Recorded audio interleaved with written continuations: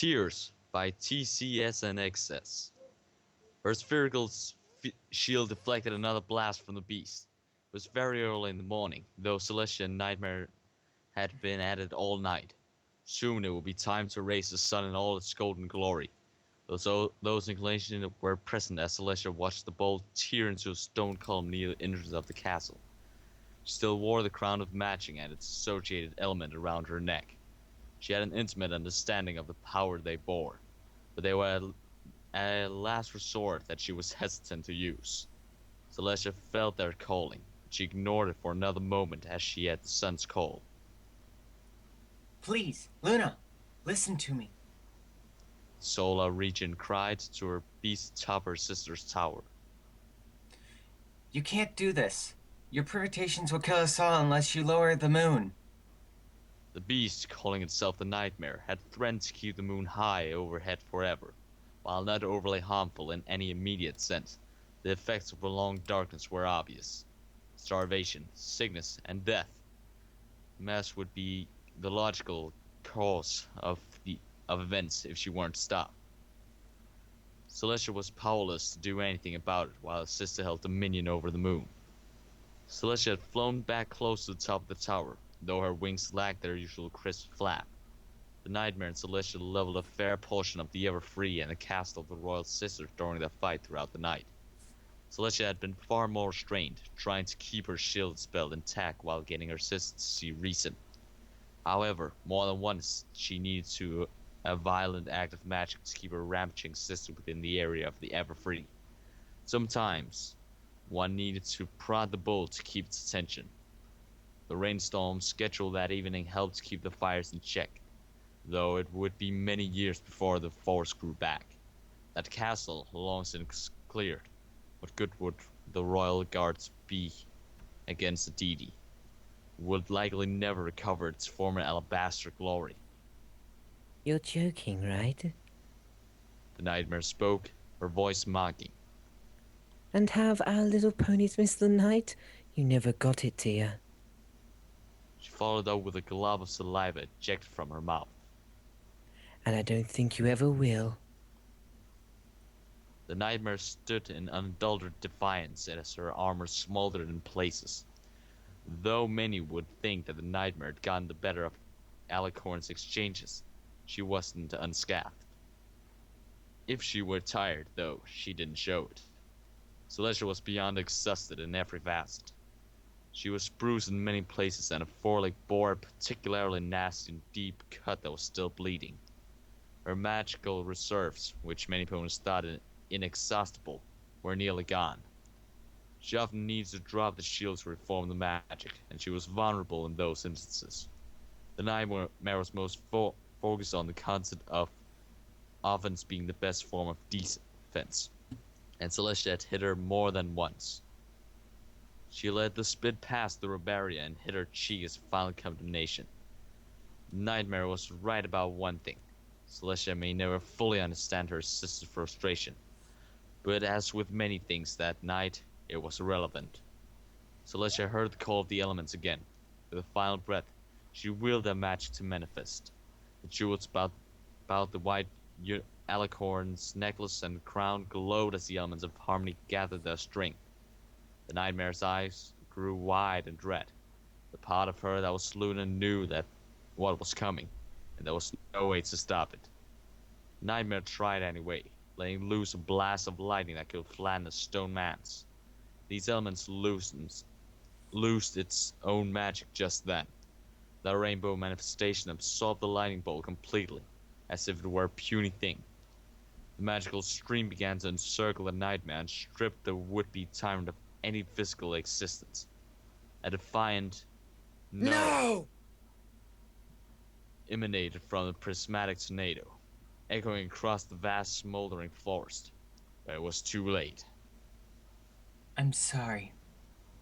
Celestia whispered, not for the first time that night. Her eyes and horn grew blinding white in a flash which eventually encompassed the entirety of the Everfree. The explosion of light died away a moment later. Smoke rose from the tiles, burnt hoofprints marking where the Nightmare once stood. Weakly, Celestia lowered herself to the remains of the balcony. The sun was nearly begging to be risen from its slumber, and she complied. With her sister gone, the dominion of the moon fell to her.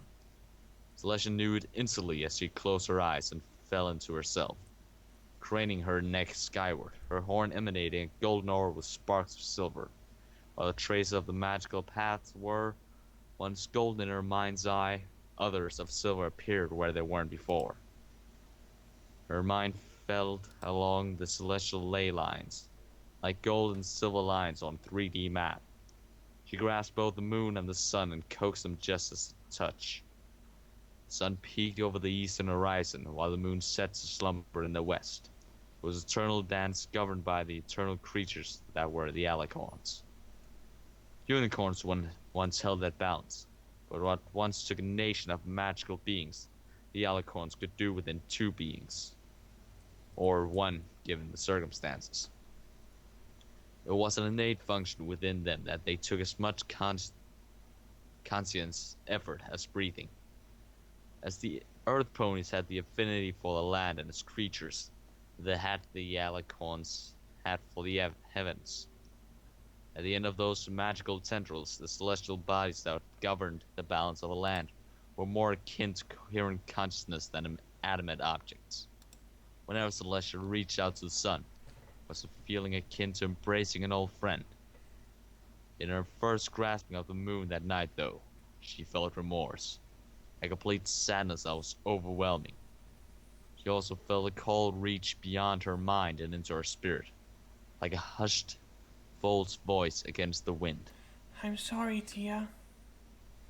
Celestia fell prone as her horn grew still.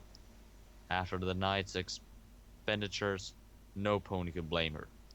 She had informed the evacuating guards to watch for the sunrise to know if she were successful. Much would need to be rebuilt, but that didn't matter at the moment. As the dawning light worked to break the strange hole of the clouds, she cried. She loved her sister. After millennia of familial and heavenly bonds, she was alone for the first time. Celestia couldn't comprehend what it meant at that moment, but she cried. She was victorious. She understood she had had little choice. She needed to defend her home and her little ponies. She pleaded with her sister-turned beast to see reason. She had tried everything, and history wouldn't fault her. But if she had done the right thing in every logical sense, then why were her tears falling to the wet stone? She heard the din of metal on stone, of vocalized orders yelling to find the princess, and the crackle of embers raging against the dying of their light. But a single thought echoed in her mind, a whisper in a marbled hall. I'm sorry, Tia. I'm sorry, Lulu. She choked as she fought to regain her composure. The gods had broken through the thick wooden door. I'm sorry. She rose and put on a stoic face. Celestia strode through the empty halls of Cancelot Castle. The moon was high overhead. She wore that practiced expression born of many years of thorough boredom and needing to maintain a perceived objectivity in all things. Tall Alicorn listened to her hoof falls echo through the moonlit halls as she moved to her private abode. Any pony would be forgiven for thinking her existence was a normally placid affair. The royal guards certainly did as she approached. They bowed their heads with deferential reverence and opened the doors for the co-ruler of Equestria as she strode into her private bedroom, her private sanctuary. Made within a tall tower atop Cancelot Castle, her bedroom was lavished by any standard in Equestria. A golden framed bed with sheets emblazoned with her cue mark hoof stitched into the center. The room was circular in construction. A large rolled top desk occupied one spot. A doorway to a bathroom off to one side, while a fireplace occupied its opposite place. The balcony faced north and was open to the sky.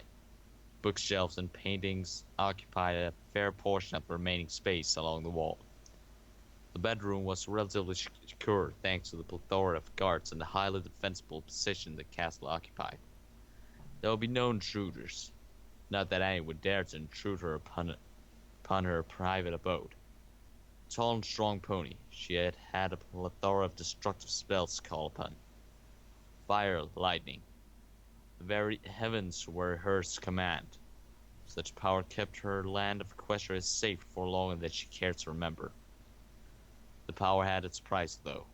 Her subjects, or little ponies as she affectionately called them, were always kept at a distance from either respect or fear. Such abject distance from her subjects inevitably worried her. She wanted their respect, but never their fear. Luckily, there were a few ponies over her long life that grew close, and she fought hard against the languishing effects of time. Remembered to remember them. One of those ponies whom she grew close to was Twilight Sparkle. A lavender unicorn had studied for years under Celestia's wing. Those years bred from familiarity and trust. Though Twilight always saw Celestia as a mentor, Celestia saw the mare as a friend. The time for the return of Nightmare Moon, as the nightmare was now called, was approaching. Celestia readied herself for the fight. She didn't want to have, and she wouldn't have her prized student, her friend, anywhere closer forthcoming clash than need be. Twilight saw it differently, though. Princess, why are you sending me to Ponyville? Didn't you read my letter about Nightmare Moon's return? We have to prepare. I did, Twilight Sparkle, but you can't always take words in a book at face value. You know that, my faithful student. Twilight gave a slightly defiant harumph. Celestia found it endearing in a lot of ways, but the alicorn needed her out of the way.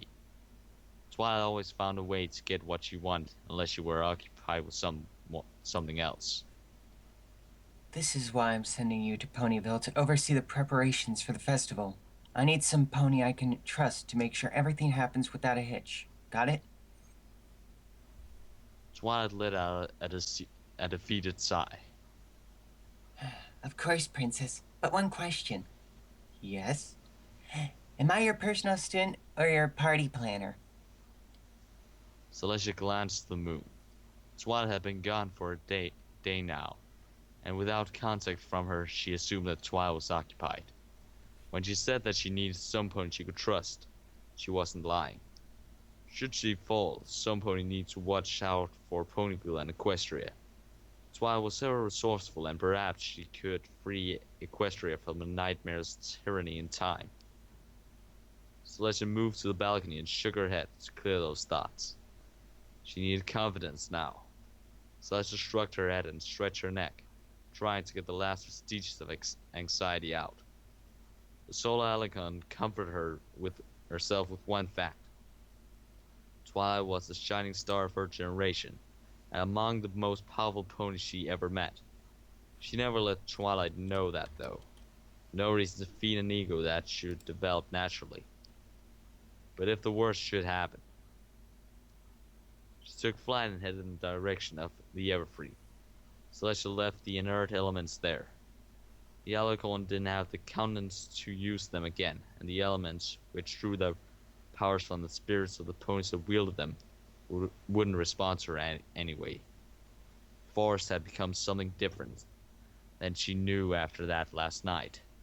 She speculated that so much magic had been loose that it morphed the location forever, and into something apart from that of greater Equestria. The beast that roamed it, and the reputation it garnered after that night had caused her to move the capital to Cancerlot. She figured also that the elements, spent at inert, would be of little use to any pony, lucky or dumb enough to find them. Besides, her memories were too deep, her emotional scars too, to wield with any sense of justice that the elements demanded. Doubt forever clouded her mind after that night, though she learned to keep her expressions placid. She tried to do the right thing. She defeated discord with her sister at one time and put an end to the nightmare before it ever began. She always tried to what was best for every pony. In the end, though, without clear senses, what was right and wrong? What was mercy and what was tyranny? If she tried to what was right, then why didn't she try harder with her sister? Nagging doubts were always the antithesis of clear judgment. Though she was sure in a lot of matters, what confidence she had was always tinged with doubt. So as she looked to the moon one more time as the wind blew past her, she heard the same voice that haunted her for near a millennium now any time she raised and lowered the moon. Her little sister meant the world to her. In times long since past, everyone knew of her as Princess Luna. Now they just knew of the concept of Nightmare Moon. That whisper echoed within her mind again. I'm sorry, Tia. I'm sorry too, Lulu. Her wings picked up the pace with strong flaps. I only hope you are still there, little sister. Somewhere.